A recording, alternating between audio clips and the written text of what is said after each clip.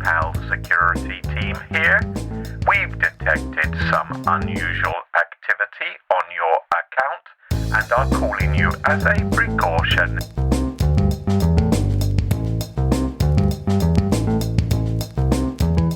Smashing Security, Episode 372, The Fake Deepfake, and Estate Insecurity, with Carole, Theriault and Cluley.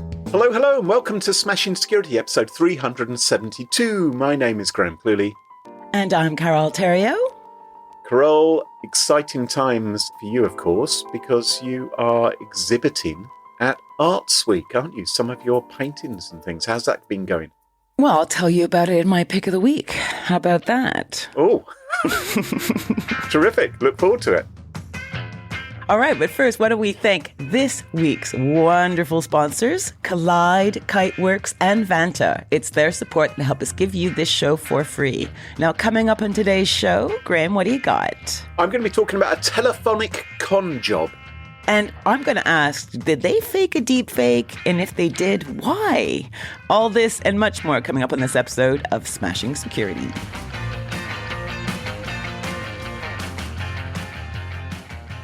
Now, chums, there you are, at home, and there's a device in the corner of the room, isn't there?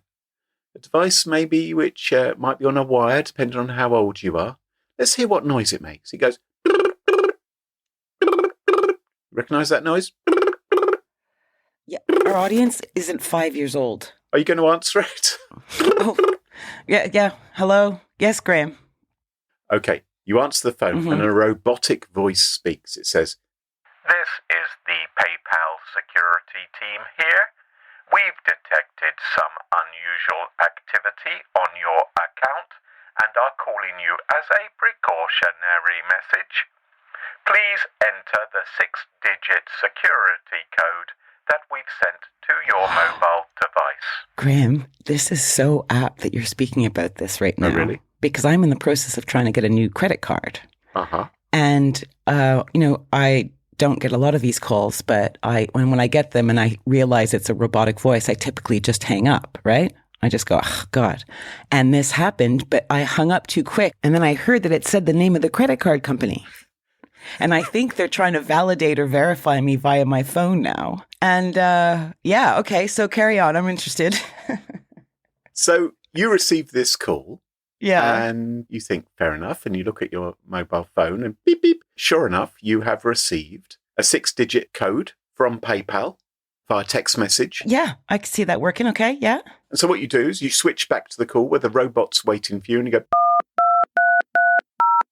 Yep. And a hacker has just bypassed multi-factor authentication and accessed your PayPal account.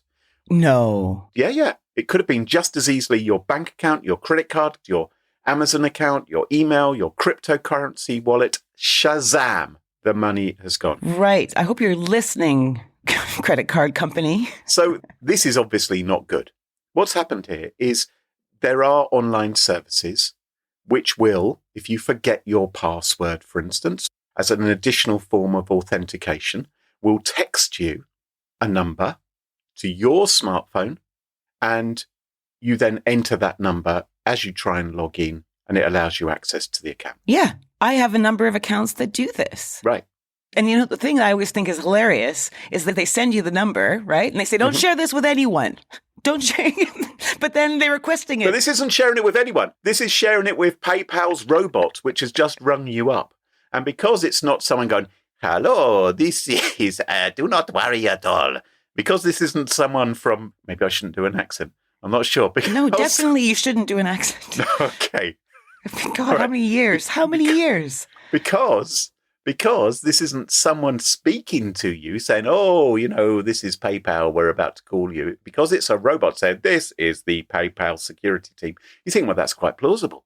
No, I agree with you. A number of services I use this method as an extra level of authentication with me. And it's a valid approach that bona fide companies use all the time. So I can see why you'd fall for it. And as you said, it doesn't matter that the text message you have received will normally say, do not tell anyone this number. And you think, well, you're only sending me the number because I have to enter it onto a PayPal site or or in this case, respond to the so-called PayPal robot. Meanwhile, hundreds or thousands of miles away, the attacker behind this hack has had a message pop up on their screen saying, "Got another boomer." Now, a boomer is someone... A whale? No. My son has called me a boomer before. And You're not old enough to be a boomer. well, I agree. Boomers are to do with the baby boom, right? Yeah, that's what I know it as to be. Like, that's my parents' age. Wasn't the baby boom around about after World War II? Everyone came Yes. back from the war and decided to have sex. As if there weren't enough things going wrong in the world. Well, they probably weren't tapping that as regular while they were fighting, you know? I suppose not. But as if life weren't miserable enough, they have a baby, out it pops. But I think baby boomers, they must be at least about 80, around about 80 by now. Yeah, my parents' age. Yeah. Right, okay. Yeah. So I don't know what I am. You're close to that. Well, I think I'm a product of the summer of love, maybe slightly delayed. I'm sort of... Are you digressing from the story at all? Possibly I am. Anyway, so this message pops up on the hacker screen saying, "Got another boomer." And it turns out there have been over 93,000 attacks that have taken place like this via a highly secretive service called Estate. So, which is a strange name for a cybercriminal site, isn't it? Normally you'd expect it to be, Warlord Z, dark blood, death to all. octopus, death, star beast. No, it's called Estate. It's named after a station wagon. Yes, exactly. So Estate is a site which deliberately hides itself from search engines, hidden away on the internet. And they seem to only find new users via word of mouth. And you have to join the Estate service, you have to be endorsed by an existing member. So it's like a members club where, you have to have someone on the inside said, "Oh, yeah, they can join as well," presumably to keep the cops and the security researchers out. Oh, and also to give it an elite feel, you're exclusive. We Maybe. don't just accept anyone in this club. I think it's largely self-preservation. It's probably like one of those gentlemen's only clubs, which doesn't allow women inside, like the Garrick Club in London. Well, what would I know about them, Graham? Well, you wouldn't know anything. But Correct. Of course, if women were to join a club like that, it would disrupt all the old fogies. They go, "Oh, this is absolutely terrible. Women coming in with all their sort of liberal views." Vaginas and stuff, yeah. Well, exactly. And what a terrible thing. So I think it's about self-preservation, and also, of course, they don't want law enforcement finding out what's going on. To the outside world, if you did stumble across it, it would purport to be a stress testing service. So something which maybe a penetration tester could use, or someone setting up a service, something like bona that. fide service that, Yes.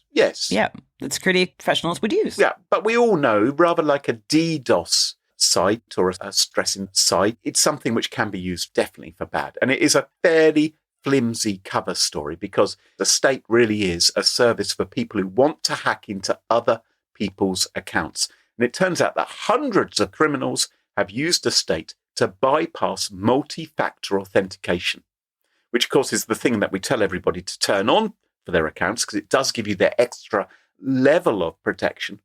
But they're using a state to waltz past, break into accounts, steal from digital wallets and accounts.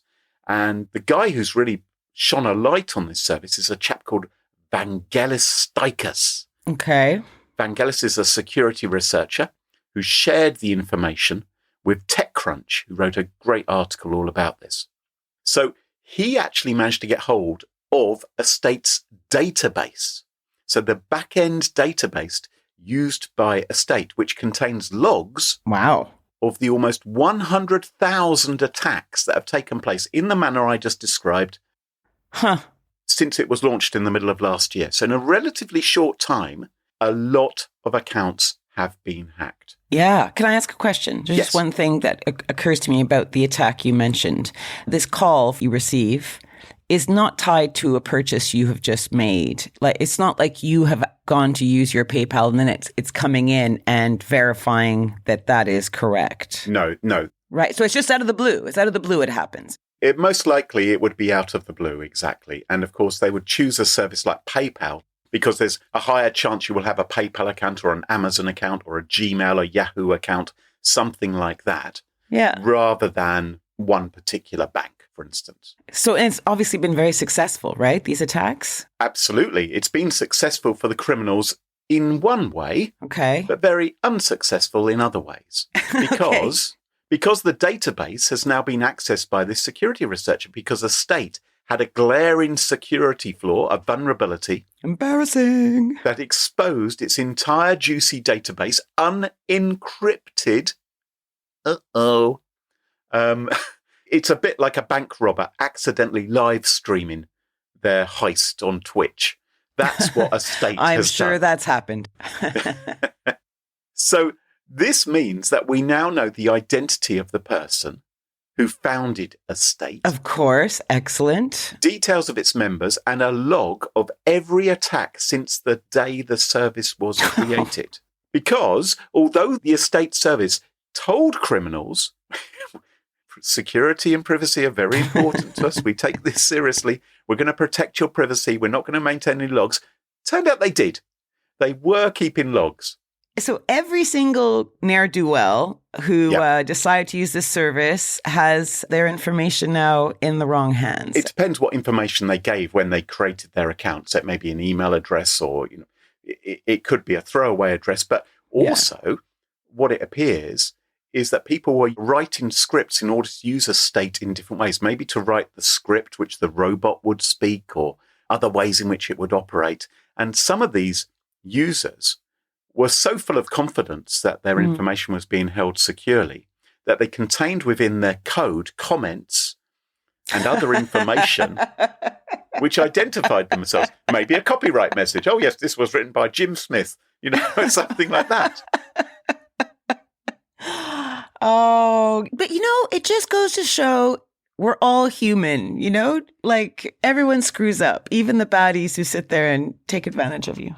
Yeah. So there's an alarming number of affected users. It looks like there've been something like almost 100,000 attacks. And it seems in particular, older folks have been targeted, I think, because they're more likely to answer a random call. Yeah. So there you are, Carole. You're like a youngster. When you get a call and you think, I don't recognize that number, you just hang it up. Or if you hear a robot, you just hang it up. Older people are grateful for a phone call. It reminds them of the old days. Except that I'm not getting my credit card, right? Right. Maybe it's my nephew ringing me. Maybe someone's actually remembered I exist. Oh, maybe he needs money and he's in Thailand and I can help him out. So follow Carole's advice. Just hang up. I'm telling you, the future is bright if you just follow my lead. Don't read emails. Don't pick up the phone. Pick up a paintbrush.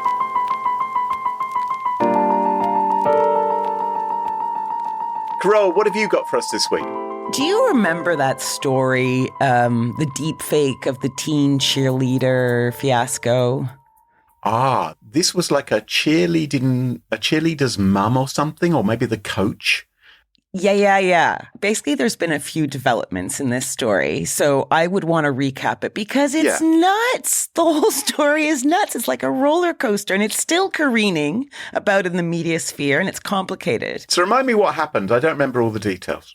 So we're going to start with Ali Spohn, okay? It's 2020, and Ali's this cheerleader in the team called Victory Vipers. This is an all-star squad based near Pennsylvania. Okay, yeah. Now, weird fact, while I'm researching this story, right? I find out that cheerleading accounts for 65% of spinal or cerebral injuries across all female athletes in America. Well, I'm not surprised because have you seen what these cheerleaders do? Yes. They fling each other up into the air and they land on their heads or whatever. I'm not surprised they're doing damage. Well, they do if they miss their step, exactly. Yeah. But, they do it for the fame, the glory, the scholarships, right? So it's obviously worth the risk. Hang on, you can get a scholarship as a cheerleader. Oh, yeah, because then you become a champion cheerleader at, whatever university, right? And you can go to school. Really? Yes. Okay. How do you think footballers, they get scholarships for being amazing footballers and baseball players and everything? I suppose so. I mean, it's still athletics, isn't it? It is athletic. It's extremely athletic. You should try. Why don't you add that to your box fit routine? You'll be surprised. Well, no, don't. You might hurt yourself. I don't want you to hurt your spine or your head. So they're, tumbling and jumping away.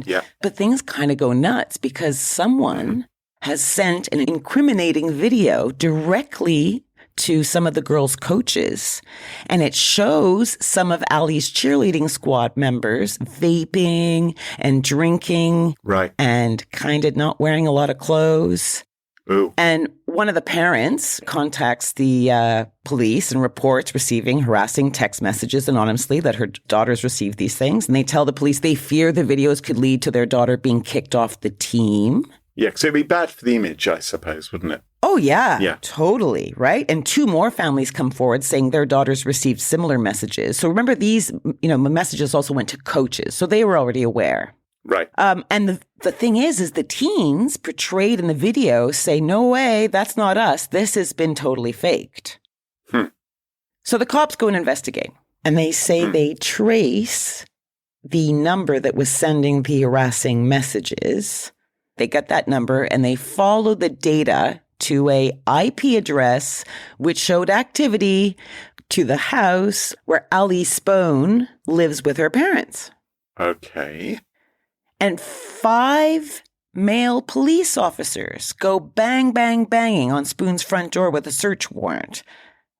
They take all the electrics in the house, right? They take the Xbox and the TVs and the computers and the phones and even the chargers and everything. And everyone's like shit scared. I'm just imagining these 5 policemen arriving in sort of coordination with pom-poms. Sort of... Here we go, we're gonna get you. Ooh, hands up. Boo. I'd love to be a cheerleader. I should say that the time between the parents complaining to the cops and this being presented is like almost a year, okay, in time. And so presumably cops have been investigating that whole time. Right. We'll find out more about that later. Now, cops, have taken all this stuff. They're combing through all their findings. And they see that mommy's smartphone kind of coordinates with the IP-based evidence, and they think they can link her and the numbers that were used to send the harassing texts and images. All right. So basically, they're thinking, they made a line there. Mm-hmm. And they also determined that the videos were deep fakes, just as the girls said, right? Digitally altered images that appear to be authentic, right? So basically, the accusation is the mom trolled the social media of these girls, doctored the pictures, and then sent them to the coaches and to the girls. Pretty impressive mum to use that sort of deep fake technology, to be honest. That's... Yes, of course. And, by the way, she doesn't own a computer at all. So the idea is that she would have done all this on her phone. Okay, right. Impressive. So she's charged with 3 counts of cyber harassment of a child and 3 counts of harassment. The DA and the cops go hard on the press and they get what they want. They get headlines around the world because the story is gold dust. A mother allegedly used explicit deepfake photos and videos to try to get her teenage daughter's cheerleading rivals kicked off the team. Like, you've got drama, you've got deepfakes, you've got evil mom, you have cheerleaders. And I remember the mugshot of the mum. That was republished everywhere, wasn't it? When she was caught, she looked a little bit. She looked a bit sinister. But I really feel for people who have mugshots taken because, if you had your mugshot taken and you were brought in for whatever, whether they were trumped up charges or not, I doubt it would be the best picture that you would use, I wouldn't add it to my portfolio. Exactly. And it's not your choice that it's being sent around to everybody. No, that's true. Like the cops obviously released Very that, true. Right? So, yeah. So people are appalled, right? How could a mom do this, right? Even Trevor Noah mocks Miss Spohn on The Daily Show. Days later, however, deepfake expert Henry Adger expresses concern because this is all over ABC. They have the video, right? They're showing the video. Oh, wow. And ABC is still captioning it as deepfake video when, according to him, it clearly wasn't. He wrote on X, Twitter, The vape pen, cloud, hand moving over the girl's face, and the awkward facial angles and other aspects of the video would likely require a huge amount of work by a deepfake expert with editing in post. So not a cheerleader's mum on her smartphone. Right. The Daily Dot looked into the deepfake claims and asked about the method used to establish that the videos had been digitally altered. They were asking the cops this, and the cops said they had relied on their naked eye, adding that they hoped Mrs. Spohn, during the course of the preliminary hearing or trial, will enlighten us as far as what her source and intent was. Right. So despite the tech industry citing serious issues, the case burns on. And in March 2022, Spohn was found guilty and convicted on charges that she used secret phone numbers to harass 3 girls on her daughter's cheerleading squad. So where is all the deep fake stuff that they headlined in the press? Because she wasn't charged with that. And it seems they dropped those charges just before the trial. Maybe like you might do if you were the prosecutor and you didn't think that the evidence would hold up to the court. But the deepfake was the main thing that the police were sort of running with, wasn't it? I mean, in terms of the press interviews and things. Well, isn't that interesting? Yeah. And according to Mrs. Spohn's lawyer in the case, since that infamous press conference, the lawyer, said, hey, send them to me. I want to see what we're talking about here. But he never got them. Right. And he was only allowed to see this evidence against his client a year after she was charged. And he found that the nude image was actually a screen grab from Snapchat featuring this cheerleader in a pink bikini that had been blurred out, like in a basic photo editing software on your phone. You'd swipe with a finger rather than any kind of sophisticated AI digital editing. Oh, I see. So not the use of a deepfake tool, more a use of something like Microsoft Paint. Or like using paint, choosing the flesh tone, and then swiping your finger across the bikini bits is right. And it seems that there was no real investigation. Like the cops basically had taken the victim at her word that the image was made to look as though she had been drinking and vaping when she says she hadn't been. But it seems that maybe she had been. Oh. And the image was never deepfaked in the first place. And worse than that, there's no way of finding any source videos and images or seeing any supposed deepfakes that had been created out of them because the cops did not ask to see the victim's phone until a year after the mum initially complained. Remember I said earlier there was a big time lapse? A year? Yes. So the complaint's being made. So I'm worried about my daughter. She's getting these complaints. I don't want to get kicked off the team. Tick, tick, tick, tick, tick, tick, months. Yeah, can you bring it, we're a bit busy, can you bring it round in 14 months, please? Right. We'll have a look at it then. But weirdly, by then, the victim had a brand new phone, right? Socials were deleted, so there's no source material anymore to back up these allegations. It's a bit like these members of parliament who keep on deleting all their old WhatsApps so they can't add them in for the COVID inquiry. It's crazy. So this is why Mama Spohn is fighting back, right? She's bringing a civil action alleging that she was vilified in the press throughout the criminal investigation for something she did not do. Okay, fair enough. Does she admit that she did send some pictures of these girls smoking and drinking? No one really knows, right? I've seen her say yes and no in 2 different interviews, right? Okay, but this is what I think happened. It seems that she'd look at her kids' socials once in a while, make sure everything's... Yeah, fair enough. And she sees these pictures of these girls partying, and she's like, what are they doing drinking? They're just teenagers. And what are they doing smoking and vaping? What's going on? And sent them to the coaches saying, are you aware that this is what some of the girls are doing? And I think the girls didn't like that and basically said they'd been faked. And the moms backed them up. And the police got called. This is what I think happened. Sounds plausible. And then this woman appears in headlines all around the world and her photographs everywhere. I mean... Oh, totally. I think her life has been a complete nightmare. She says she has no friends anymore. She lives inside. She never goes out. All the horror show. But get this, the DA, okay, so we were talking about this DA, that Matt Weintraub is his name. Now, he's the one who held that press conference that got all the global headlines. Yeah. And he's the one who pursued the case a year after the initial complaint. And perhaps this is entirely coincidental, but he waited to bring the case forward in 2021, which was an election year for him. coincidentally. Complete coincidence. Potentially. And if Mama sqaud is correct, it means that the headline is not spiteful mom creates deep fake to attack daughter's team rival, but DA faked a deep fake case to garner attention and win election. Which he did. And as of January this year, Matt Weintraub is a judge. What a crazy story. Unbelievable. And it's not finished yet. Deep fake mania. Even fake deep make fake. I can't even speak. Deep fake, fake, deep fake, cake, fake. Legacy managed file transfer tools are dated. They lack the security that today's remote workforce demands. Companies that continue relying on outdated technology put their sensitive data at risk. Well, this podcast is sponsored by Kiteworks, who enable organisations to effectively manage risk in every send, share, receive and save of sensitive content. To do that, they've created a platform that delivers content governance, compliance and protection to customers, tracking, controlling and securing sensitive content as it moves within, into and out of organisations, all while ensuring regulatory compliance on all sensitive content communications. Kiteworks provides the industry's first private content network for protecting risky third-party communications with secure email, secure file sharing, secure mobile, secure web forms, managed file transfer and governed SFTP servers. Visit kiteworks.com to get started today. That's kiteworks.com, and thanks to them for supporting the show.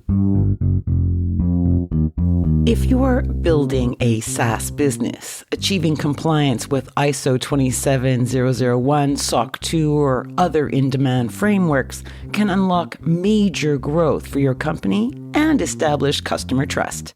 However, this process is often time-intensive and costly. Vanta automates up to 90% of compliance work, getting you audit-ready quickly and saving you up to 85% of associated costs. And Vanta scales with your business, with a market-leading trust management platform to help you continuously monitor compliance, unify risk management, and streamline security reviews. Join 7,000 global companies like Atlassian, Flow Health, and Quora that use Vanta to build trust and prove security in real time. Watch Vanta's on-demand demo at vanta.com/smashing. That's vanta.com/smashing. And thanks to Vanta for sponsoring the show. You've probably heard us talk about Cluley before, but did you know Cluley was just acquired by 1Password? Well, that's pretty big news, since these two companies are leading the industry in creating security solutions that put users first. For over a year, Cluley Device Trust has helped companies with Okta ensure that only known and secure devices can access their data. And that's what they're still doing, but now as part of 1Password. So if you've got Okta and you've been meaning to check out Cluley, now's a great time. Cluley comes with a library of pre-built device posture checks, and you can write your own custom checks for just about anything you can think of. Plus, you can use Cluley on devices without MDM, like your Linux fleet, contractor devices, and every BYOD phone and laptop in your company. Now that Cluley is part of 1Password, it's only going to get better. Check it out at cluley.com/smashing to learn more and watch the demo today. That's KOLIDE.com/smashing. And thanks to them for supporting the show. And welcome back. And you join us at our favourite part of the show, the part of the show that we like to call Pick of the Week. Pick of the week. Pick of the Week. Pick of the Week is the part of the show where everyone chooses something they like. Could be a funny story, a book that they've read, a TV show, a movie, a record, a podcast, a website, or an app. Whatever they wish. It doesn't have to be security related necessarily. Better not be. Well, my pick of the week this week is not security related. Good. My pick of the week this week. You remember a few weeks ago, my pick of the week was box fit. Right? Oh, yeah. Talking about how I'd gone to a box fit lesson. How could I forget? Right. Well, I want you to scrub box fit from your memory. Oh. I'm crossing it out as my pick of the week. Why? Because my box fit lesson coincides with something else that I've taken up, and I can't do both. Okay. Carole, this is going to astonish you because I have been on my first park run. Have you heard of park run? No, I'm guessing you run in a park? A bit more than that. Park run is an institution. Park run is a thing which has been going for the last 20 years. It started in the UK, but it's happening in dozens and dozens of countries around the world now. Okay. Where people meet at 9 o'clock Saturday morning and everybody runs for 5 kilometres. Okay. And it is a non-profit thing. You don't have to pay. You just show up in the park. And I showed up at my local park the other day to do this. And there are probably about 250 people there. And off we all went. You run around and it's a lovely community experience. Are you chatting during your run? Are you sitting there going, telling them all about cybersecurity and stuff in the podcast? Yeah. Well, it's because do you have your breath? Are you sitting there like da da da da da da da da? You pretty quickly realise that you can't talk that much. I remember years ago, Carole, you and I, we used to pop out from that company we used to work for, and we'd pop out for a little jog. Yep. But typically, I would jog for about 40 seconds and then walk for about 2.5 minutes. Mm-hmm. I said to my partner when we went out on this park run, I said, look, that's what's going to happen. And she said, that doesn't matter. She said, because the whole point of it is not actually to beat other people. This is all about just participating, right?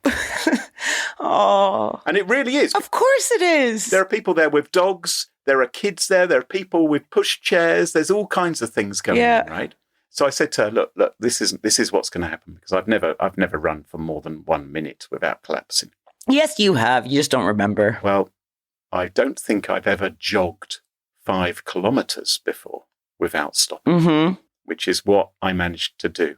So I did the couch to 5K without actually having to install the app and do anything in between. I basically moved from a couch and jogged 5 kilometres. How did you feel the next day? It was terrific. My quads, I believe they're called, I didn't even know I had quads, start aching a bit. And since then, I went for another run on my own round the local lake, which was about 6.3 kilometres. That was a lot more difficult because there weren't hundreds of people around me, making sure that I went slowly enough.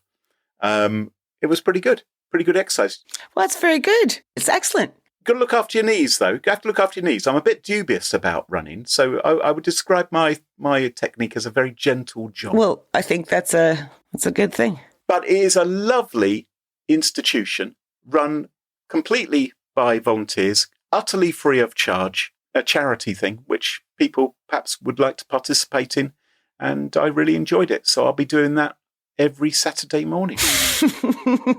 We will check in. Until it gets wet and cold. Yeah, exactly. Let's check in the fall.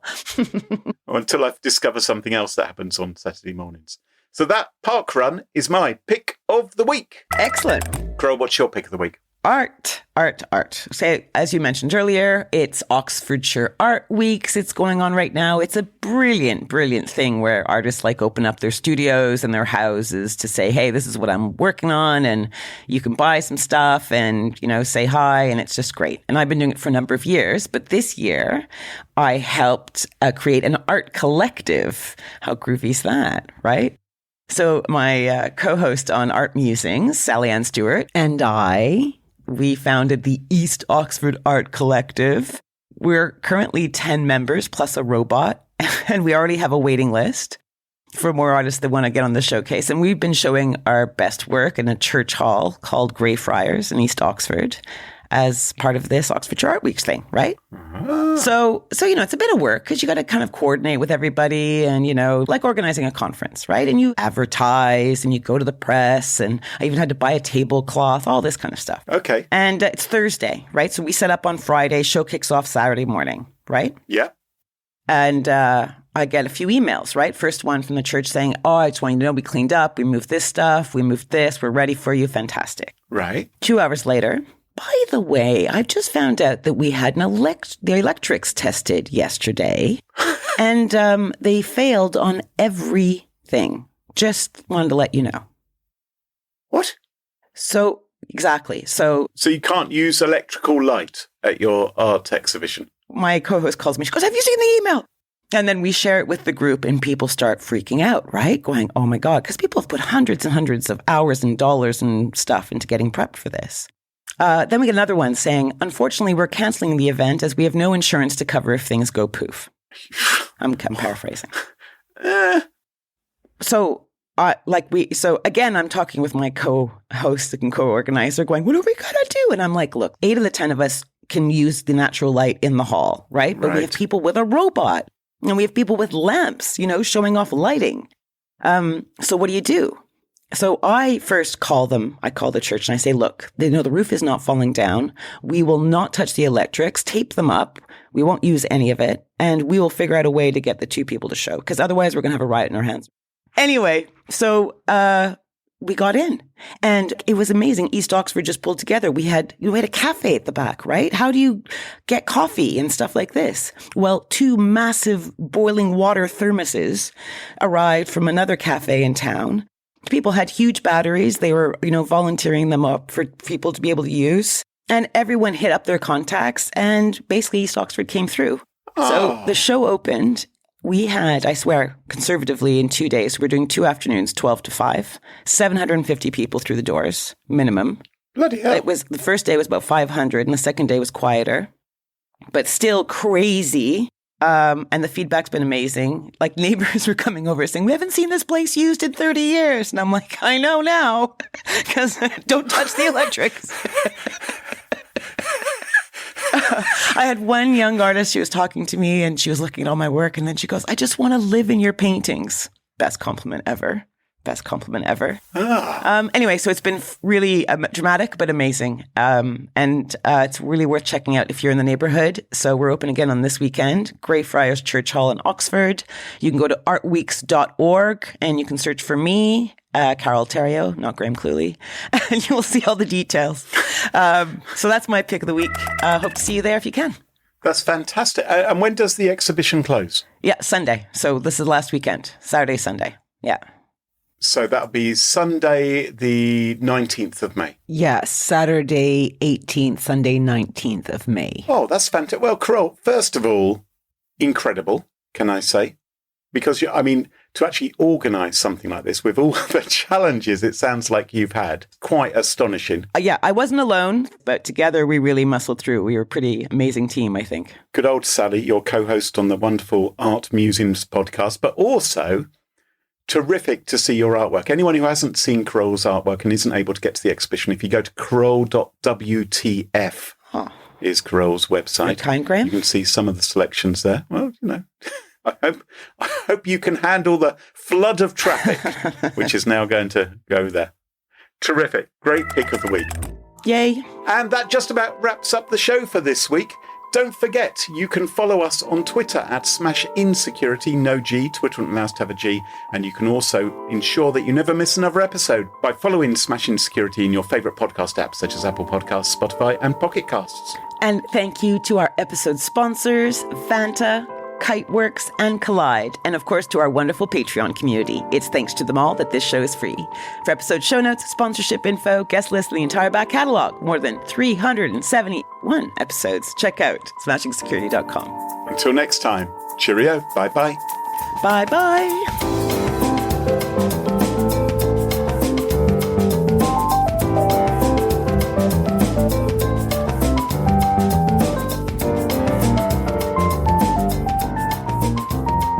Well done on the old running, mate. Well, thank you very much. Just trying to get a little bit fitter. Typing harder as well. I'm hitting the keys harder than ever because I reckon that could be a good way to burn calories. That's a good way of getting RSI, actually, so be careful with that. Oh, that's true. I need one of those big mechanical keyboards, one which you have to literally jump up and down on every key to hit. I'm sure that exists. I'm sure you can get a floor one, right? Like a floor mat, like those dance mats, and it would be like Dance Wouldn't Revolution. That be cool? TM Carole Theriault. Oh, you've trademarked it. Damn.